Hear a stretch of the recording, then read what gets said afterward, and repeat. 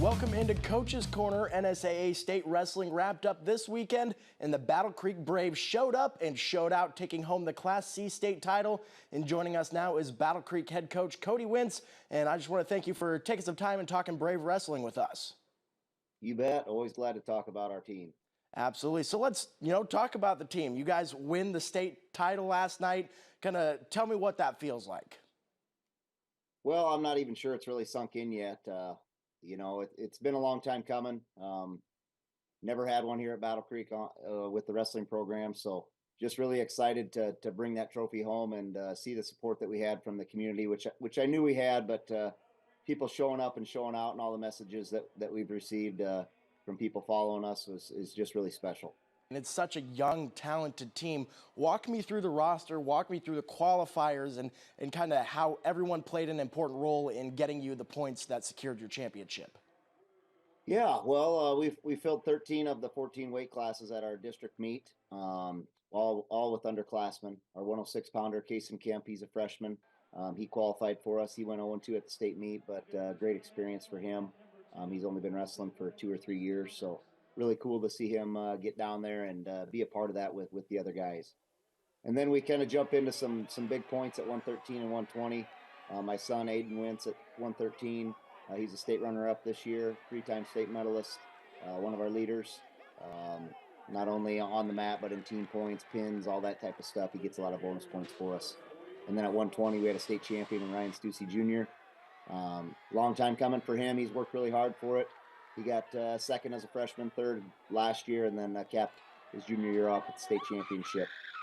126, we have a freshman, Ashton Kuhar, really talented young man. Got into the semifinals, lost a tough battle there, 3-0, but came back and got a big pin for us on Saturday morning to help kind of almost seal the team title. But finishing fourth place as a freshman is pretty cool. I think we've only had Caden McCracken, Lake Thompson, Aiden, and Ryan Stussy place as freshmen, so he joins a pretty cool fraternity there of with them 4 guys. We didn't qualify anybody at 32, 38, 44, and 50. Then we jump up to 157, and we qualified everybody from that weight on up. 157, Connor Newhoffen, 1 match away from placing. I know being a state medalist was his goal, but he worked really hard and was right there, and we're excited to see what he can do for us next year. 165, we have a sophomore in Casey Schnabel, and he did a great job. He battled back through the consolations on Friday morning and won a big match for us Friday night to get a medal, which was huge for our team.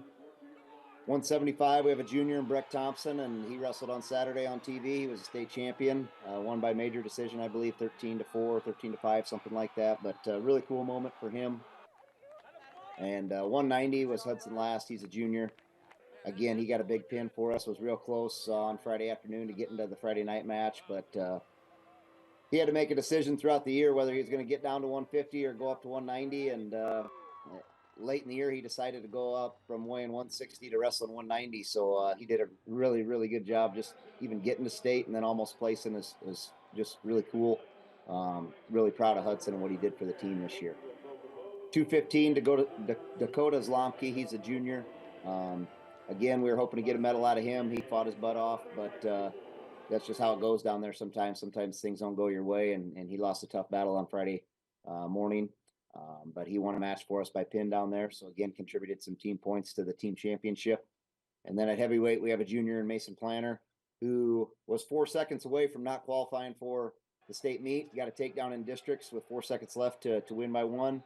Lost his first round match and battled back to get 4th place, which shows a lot of heart and a lot of toughness and desire to want to do things for your team. He stepped up big time for us.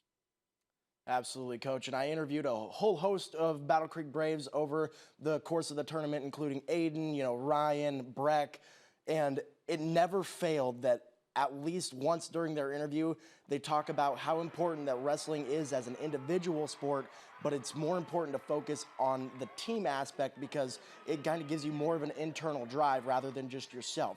And they kind of pin that on you. They say that's what our coaches preach. So walk me through that mentality a little bit. Well, yeah, I mean, these guys knew that they've never had a team trophy brought home from Omaha. We've had a few from the state dual championships.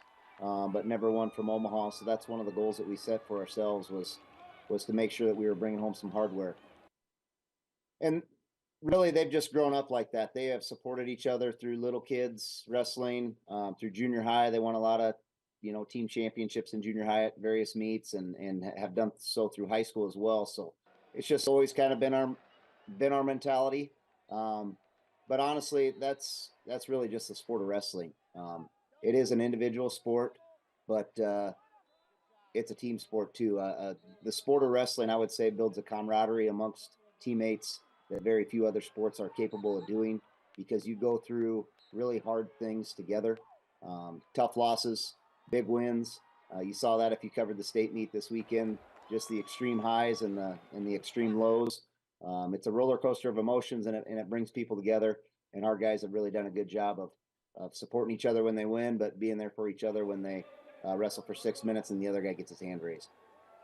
And we kind of talk about the team aspect of things. And last night, when you guys got your trophy and your hands were raised, you told me how proud you were, not only as a coach but as a father.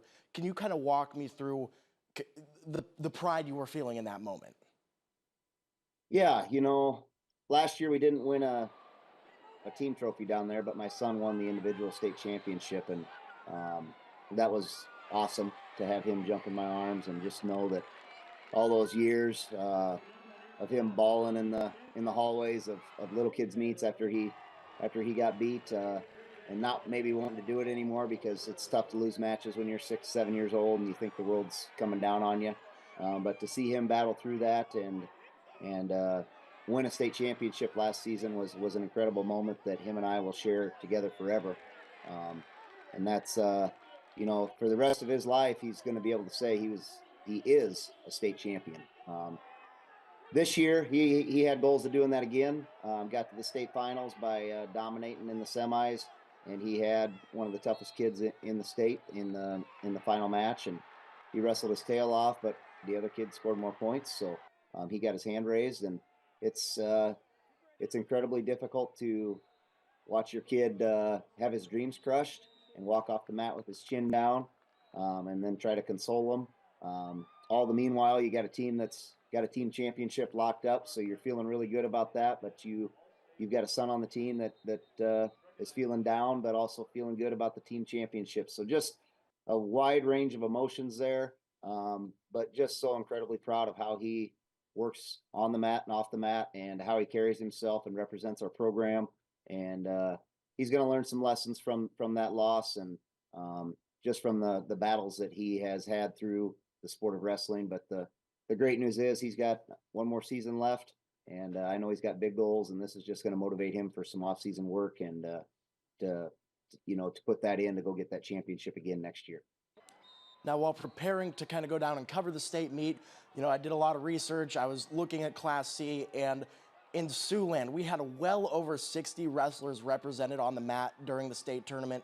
What does the talent in this area do to kind of push and grow and mold your wrestlers? Yeah, we can go to any tournament locally, and we know that we're going to get competition from area schools, which is great, whether it's Class C or Class D. There's some great Class D teams around.